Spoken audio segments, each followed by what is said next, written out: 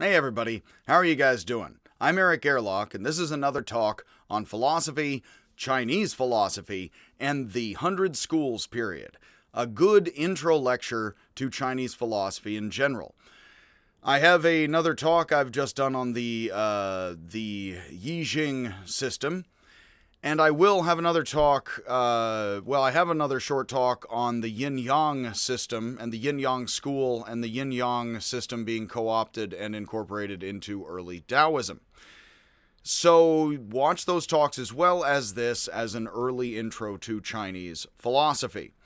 I do believe that we are still at a time where, since the 70s, people have been trying to introduce Americans and Europeans to more Chinese and Indian thought.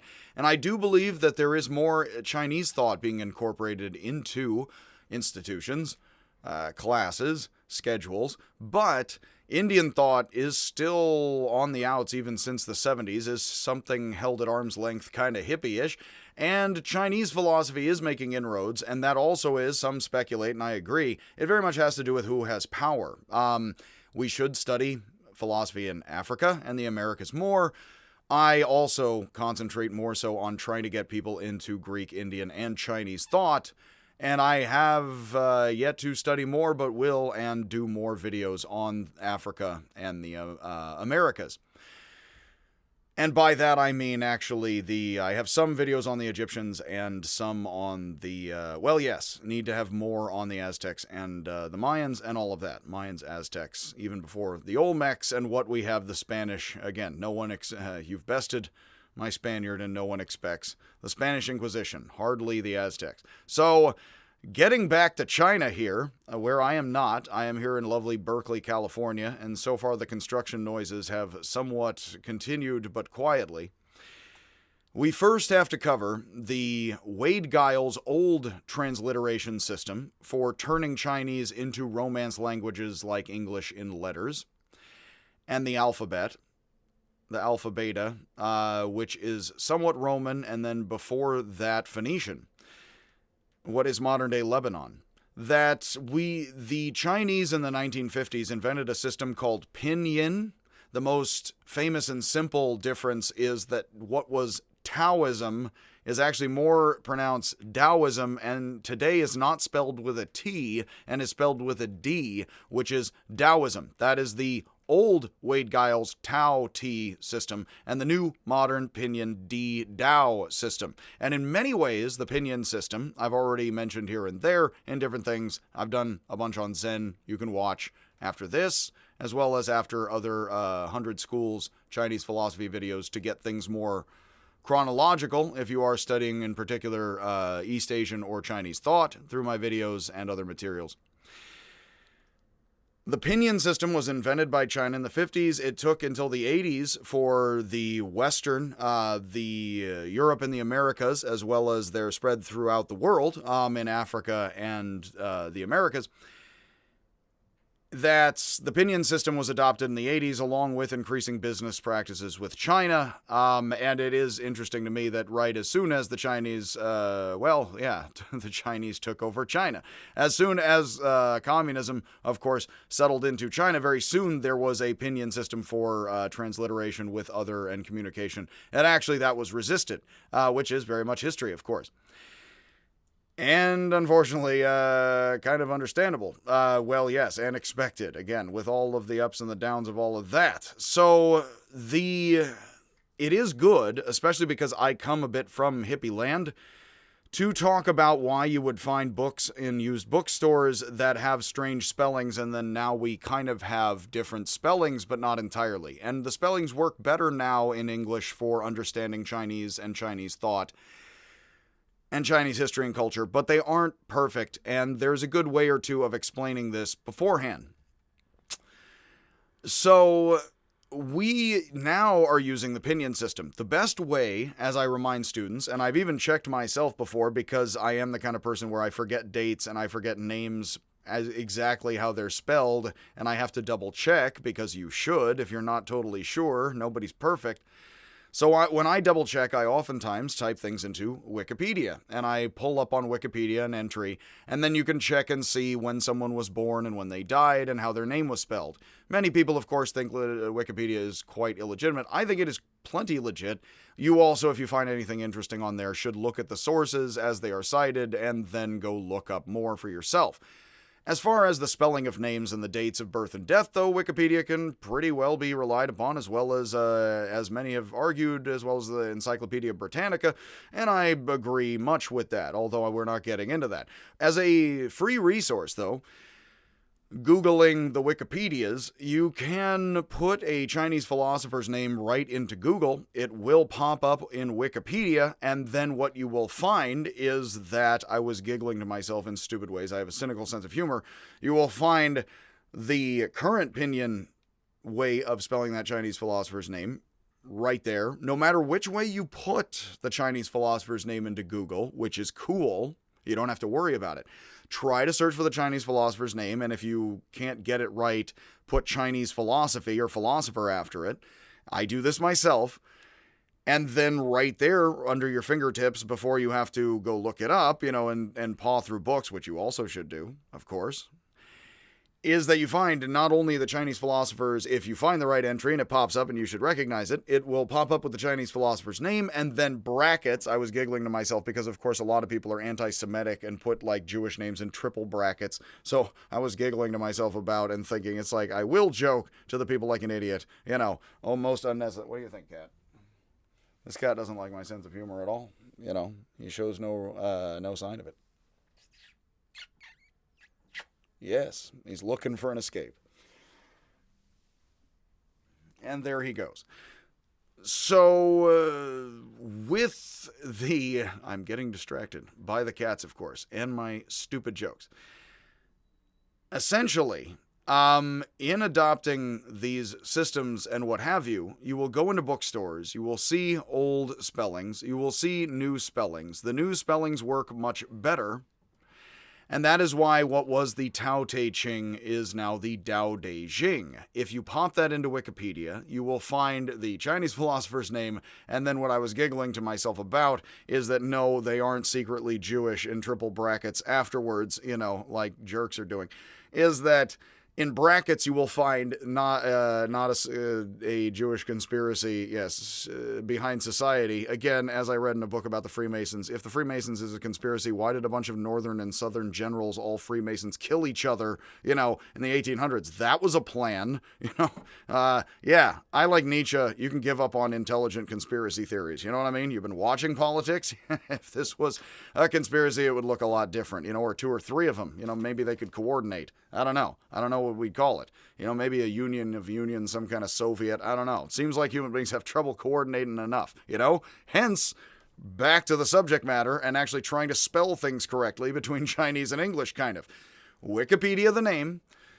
The Chinese philosopher's name, beyond my stupid jokes about anti-Semitism, will pop up in the Pinyin system, and then next to it in brackets will be the old Wade-Giles, two Brits who were cinephiles and sinologists, Chinese studies folks in Britain early on, who came up with the 1800 system of the old Tao Te system, but that system kind of misspelled things in certain systematic ways, and now the Chinese Pinyin system from the 50s, picked up in the 80s, etc., means that in bookstores, if you pick up books from the 60s and 70s, and some folks got into Chinese philosophy in the 60s and 70s, you will see the names on those books spelled in the old Wade-Giles ways, the old British ways, and then you will have in the modern spellings Taoism, etc., in the new Chinese and modern global ways, which is not perfect. Again, as I often mention, CH was spelled CH apostrophe with ch, and CH was different, and then they changed that such that now the CH sound is not just dropping the apostrophe, but a Q. So many are familiar with the Chinese concept of energy as qi.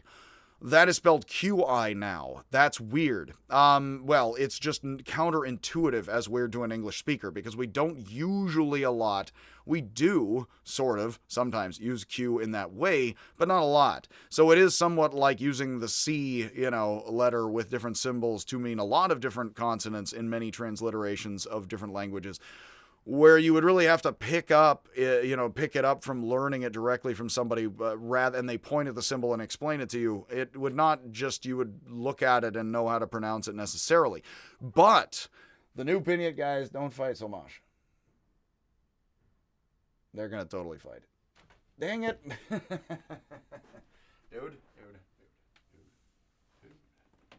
Yes. We're doing a dude.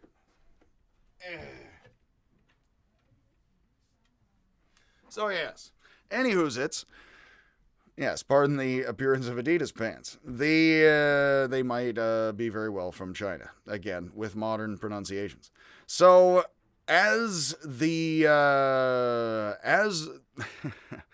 So Wade-Giles basically created a system which was actually kind of systematically screwed up in certain ways. Oddly enough, and I'm not the linguist person, it's something that has to do with the fricative, like a South-African accent, like the Antwerpman, whatever, is that it has something to do with like t to d and p to b and z to s, like that. If you actually shift everything forward a little bit, it changes the Wade-Giles into the Pinyin a lot, and it actually makes it a lot more legit. So why did Wade-Giles kind of back it off in ways that actually putting it forward makes more sense? I don't know, such that Taoism should be with a D, not a T.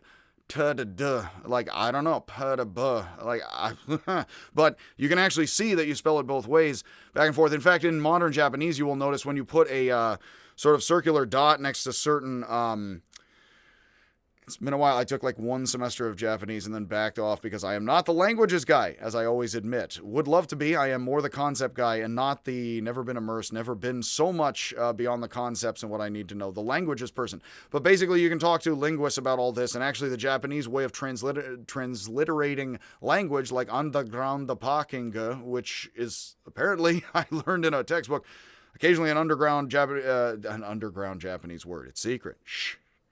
I'm pretty sure they know about parking structures, is that if they spell out like chi-su ba ga, that they will actually put a circular thing that changes pa to ba and sa to za in exactly these kinds of ways, oddly enough. Because, yes, association of languages, I'm sure there's history behind all of that and the transliteration of all of this. Notice different systems of translating in Japanese. Here we have translating in English, and you find, strangely, those sounds going back and forth is a major issue here that they adjust for specifically in Japanese and translating like hambaga. And it's interesting. Anyway, I will leave that to, all of that, because again, we are just covering this in the intro here, and it is interesting. And this is why we're covering it to this extent, because actually, as an English or French or German speaker, you would walk, or many different languages, again, all over the Americas and the world. You would walk into a bookstore, possibly see old paperbacks from the 60s and 70s, see different spellings and not understand. The 80s and onward should be a bit different and more, in some ways, easier, in 2 or 3 ways, kind of maddening. But that is the way. And so, yes, it is the Tao, and in accord with it, as far as it turns things neither to the right nor the left entirely. So what was once the capital city of Peking, with Peking ducks, is now Beijing, which actually is Peking as Beijing, and interestingly enough. So important for Chinese philosophy. The Latinized names Confucius and Mencius remained the same. Its Kong-fu-sa is Confucius, but that's Latin. Mencius is Mensa, master men. Kong-fu-sa is Grandmaster Kong, somewhat like King Kong. King of the Chinese philosophers and also a Kong. So Confucius is Kong-fu-si. Fu is master, as in grand. In fact, I believe Confucius is one of the only people who consistently, of all the major Chinese philosophers, is referred to Fu-si as grand master. Kong-fu-si, Grandmaster Kong. Mencius, Mensa, master men. The Latinized names remain the same, because they were Latinized as that, and actually since the 1600s, for Romantic languages and European cultures, people have known of Confucius and Mencius. I'll leave it till the Confucian lectures as to why we don't have Sun Tzu, the third most important Confucian, and also kind of a legalist, as to why that guy is not in there. I'll leave that to the Sun Tzu lecture and why he is not Suncius, which he could have been Suncius in another life.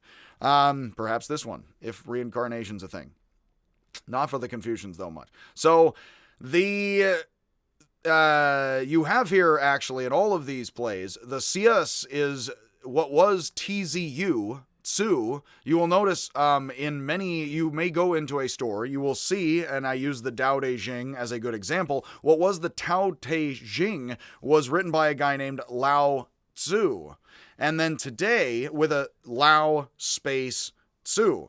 And today, it is Tao Te Ching with a J and Lao Tzu, which is Laozi, Z, and you say it with a bit of a soft T and a bit of a J, like a bit of an H. So it's it is Menzi, and it's master men, and so Mencius is Menzu, who now is from the old Wade-Giles Menzu, Menzi, which is Menzi. And I am just doing this. I don't expect, this first time I'm shooting it by you for you to get it. This is the kind of stuff where over the years I just sort of practiced this and picked it up and tried to say it right and didn't and stuff. And I fake it again and make it all at the same time, of course, with this. So I have been told I'm not the worst. It's again, I had Chinese friends at a young age and have enjoyed having a diverse group of friends and very much valued that in my life. It took me a long time to realize how privileged it is to be in a place and have a diverse group of friends, which doesn't take wealth necessarily, but does take, different pockets and places and privilege and ability and stuff. It, again, is humbling, let's hope. So, with all of that, I have been told I'm not the worst pronouncer of these names, but also that's for the wide-eyed white folk. It's like, I don't really claim to... to know other than be better than some. And again, the bar's pretty low on a lot of stuff, so yeesh, my favorite Chinese philosopher, thus, used to be Chuang Tzu in Tennessee. That's where he's from. But is today Zhuangzi. Was Chuang Tzu, is with a space between Chuang and Tzu, and I'm saying that purposefully wrong on purpose, but is today Zhuangzi, Z-I, which is Zhuangzi, not just Z, Zhuangzi, as if it's UH, on the end. So that is, again, the confusions. It is the ZI is thus not perfect. It actually should be something like Z-Z-U-H, if we were going to try to really force the transliteration completely here. So that's actually, again, like we will have Mo-Tzu, which is M-O-Z-I, one of the simplest names to spell. Possibly Master Tat, as we'll get along to. And his name was Mo space Tzu, and now it is just M-O-Z-I, Mo-Tzu, which again, it's like Tzu, as Z-I on the end. It is something where, it's the kind of thing where, again, most people wouldn't expect much of a good pronunciation. I certainly don't of myself, but doing it a bit right or just trying to force yourself over the years does make people think, oh, hey, at least you try a bit. I have been the kind of person where I do try in Spanish class to have a bit of an accent, and people, of course, it's like you don't want to fake it like an idiot, but also at the same time, of course, with all of this stuff, you have a range of ways of saying it, so feel it out as best you can, is the better way. Immersion, yes. In this society. And then, yes, that is the better way, of course, always, in your own idiolect and behavior. Idiolect would be the way you use language personally, which we all have at some point, unless we've lost ours. So none of these names actually often appear in spell check either way, though. The cool thing is Wikipedia does have all of this. I am actually decently frustrated that sometimes computer systems nowadays do have at least one of possibly the Pinyin system in there. Buddy. I'm having a scratchy cat. Buddy. All right. I'm going to have to grab him in a second if he keeps scratching something up because I don't know what noises he's making or why. So that's always fun. Speaking, again, ironically enough in context of my non-native pronunciations, that if you search on Wikipedia, it's cool. Trying to use this in spell check, though, is still terrible. Part of this, actually, which I remind people of the evidence, Yana, and I am simply a country lawyer, and thus a simple country lawyer, is that not only is my It Is Hot Today, but also you kind of have some evidence of culture and stuff in practice, as each and every year when I go to a different computer and try typing things into the Googlies, it ends up doing a bunch of redlining and not just financial practices in communities. I mean, it just gives me a bunch of red lines underneath a bunch of Islamic and Chinese names, and it's like, there's only like 20 names you need to put in here a lot of the time for white people like me, right? But still not in there, you know what I mean, in the communal database, and I right-click on everything I can all the time. So I still don't code, nor will I. I refuse. Again, it's immoral apparently. So I just ignore all of that. Let's get along here, past my jokes, past the transliteration of Chinese here, to a bit about the Warring States period, which is what the talk is very much on, but we're also, that is tucked in there, a bit of the transliteration, one could say.